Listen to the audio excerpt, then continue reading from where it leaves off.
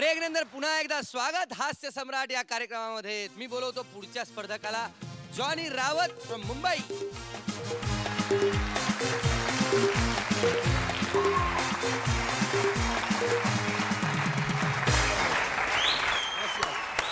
मला एक सांगा, जॉनी रावत हे नाव जरा ना उस्मान कुलकर्णी सारखं वाटतो. हे कसं काय हे असं? हे असं सुचलं मला. सुचलं? आधी काय नाव होतं तुमचं? माझं नाव आहे ताजेंद्र. राजेंद्र? ताजेंद्र. ताजेंद्र. बर, पण मग जॉनी हे नाव का सहज तुम्ही घेतलं? सहज म्हणजे असं वाटलं मला की आपणही जॉनी व्हावं. आपणही जॉनी व्हावं म्हणजे जॉनी भाईंकडे बघू. गुरु ते माझे. ते गुरु. बर, ओके. आता तुम्हाला all the best. Thank you sir. आणि छानपैकी परफॉर्म करा. तुम्हाला त्याची सवय आहेच. मी डोंबिवलीचा म्हणजे मुंबईचा, आणि मुंबई म्हटली की लोकांना मुंबईचा तो 26 जुलैचा पाऊस आठवतो. 26 जुलैच्या दिवशी इतका पाऊस पडला होता मुंबईमध्ये की काही लोकांचे घरं वाहून गेली, काही लोकांचं सामान वाहत चाललं होतं. कोणाचं TV, कोणाचं फ्रीज, कोणाचं काय. एक लहान मुलगा वाहत चालला होता. सगळी लोक बघत होते, कोणाची हिंमत झाली नाही त्या मुलाला वाचवावं.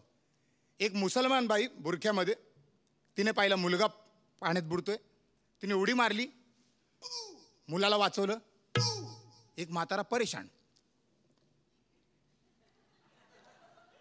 कमाल की बाई है, कमाल की औरत है, बच्चे को बचाया बाबा, देखो कमाल की औरत है. त्या बाईला राग आला, तिने बुरकावर केला, त्याच्या कानाखाली मारली. ठीक से देख, कमाल की नाही, मैं जमाल की औरत है.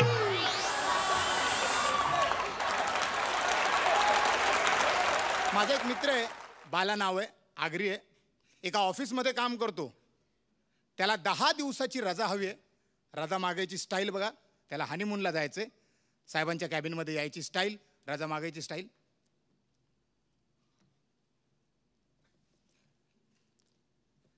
साहेब,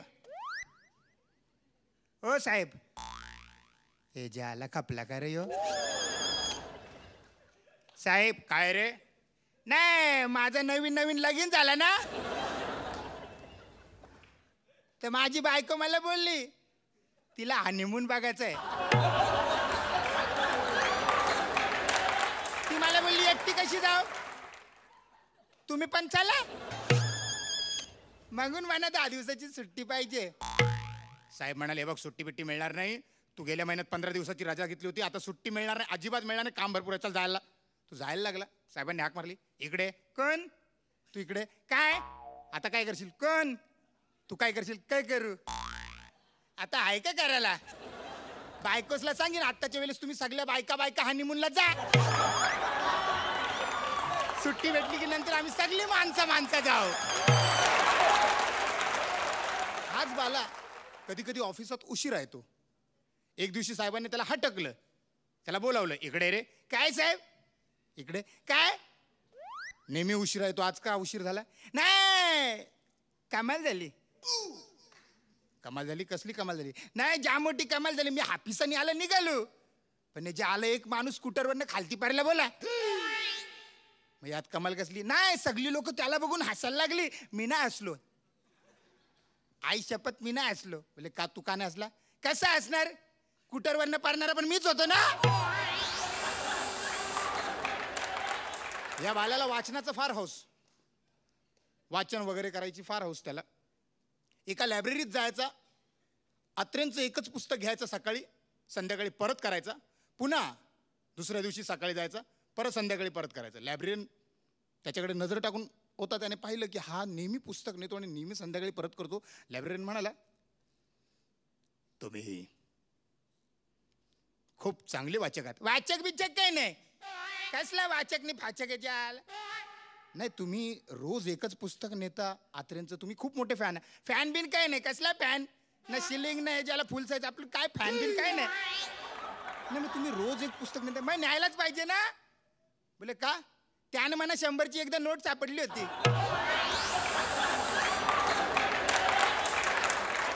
आपण मुंबई महाराष्ट्रामध्ये राहतो, आणि मुंबई महाराष्ट्रामध्ये जितके सण आपण साजरे करतो तेवढ्याच प्रथा पाळतो. आपल्या महाराष्ट्रामध्ये म्हणा किंवा भारतात म्हणा, एक प्रथा आहे ती प्रथा जगाच्या कुठल्याच कानाकोपऱ्यात तुम्हाला पाहायला मिळणार नाही. ती म्हणजे मेलेल्या माणसांना, आपल्या पूर्वजांना आपण वर्षातून एकदा त्यांची आठवण म्हणून जेवणाचं ताट घराच्या कौलावर ठेवतो आणि त्यांना हाक मारतो. त्याला पितृ अमावस्या असं म्हणतो. काही लोक काव काव म्हणतात. साऊथमध्ये गेलात, नॉर्थमध्ये गेलात, दिल्लीमध्ये किंवा UP-मध्ये गेलात, ही प्रथा थोडी थोडी चेंज होत जाते. पण आपल्या महाराष्ट्रामध्ये आपण काय करतो, जेवणाचं ताट घराच्या कौलावर ठेवतो आणि कावळ्यांना हाक मारतो. पितृ अमावस्येच्या दिवशी माझ्या एका मित्राने जेवणाचं ताट घेतलं, घराच्या कौलावर ठेवलं. आता कावळ्यांना हाक मारायची स्टाईल बघा. काव काव काव काव. त्याचं काव काव ऐकून शेजारचा भैया बाहेर आला. का रे जनार्दनी काव काव कर रहा है? ये काव काव का है? अरे भैया आज पितृ अमावस्या है ना. पतरी समोसा ये कौन से होटल में मिलता है? अरे भैया पत्री समोसा नाही, पितृ अमावस्या. ते काय आमची जुनी लोक गचकली, टपकली, लुडकली ना, त्यांच्यासाठी जेवणाचा ताट असा घराच्या कौलावर ठेवायचा. कावले तर जेवणाला टोच मारतात. भैया म्हणाला हमारा भी बहुत लोग खत्म हो गया है, हमको भी ऐसा करना पड़ेगा. कैसा ऐसा? ऐसा नहीं, खाने का थाली ऐसा छत पर रखना पड़ेगा. भैयाने सुद्धा जेवणाचं ताट आणलं, घराच्या कौलावर ठेवलं आणि स्वतः पण बाजूला बसला. आता भर उन्हात तापत असलेला भैया कावळ्यांना हाक मारतोय. त्याची स्टाईल वेगळी. अरे काव काव, आ जाओ हमको ड्यूटी पे जाना है भाई. काव काव. त्याचं काव काव ऐकून जनार्दन बाहेर आला. झाला भैया छपरावर काय करतो? कावले नाही आले.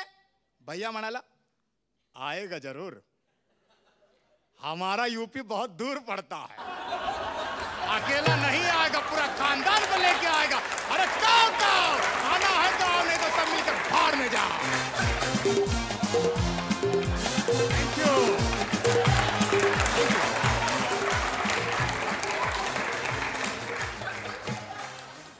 वाह, बहुत मजा है भैया, बहुत मजा. थँक्यू. मकरंद साहब का कहते हो? खूप मजा आली. आणि सगळ्यात महत्त्वाचं म्हणजे विनोद किती निर्मळ असू शकतो याचं तुम्ही एक उत्तम आम्हाला हे दाखवलं. खरं तर दरवेळेस बऱ्याचदा असं होतं की आपण अश्लीलतेकडे फार झोकू लागतो, पण तुम्ही त्याचा आधार न घेता खणखणीत विनोद केले, त्याबद्दल तुमचं अभिनंदन. आम्ही तर खुश झालो. नागोकर काका, आम्ही स्वतः ज्या पद्धतीनं हसलो त्यातच सगळं काय आलं, सगळं आलं. फारच सुंदर. वाह. आणि मला खूप आनंद वाटतो की आता मालवणी, वऱ्हाडी अशी आज अशा बोली आहेत ना, तशी ही जी आगरी बोली आहे ना, तिला पण या सगळ्या यांच्या बोलीभाषेतल्या आविष्कारानं एक प्रतिष्ठा मिळाली पाहिजे. तर त्या प्रतिष्ठेकडे तुम्ही न्यावत.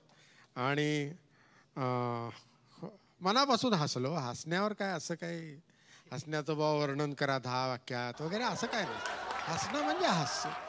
मी अगदी मनापासून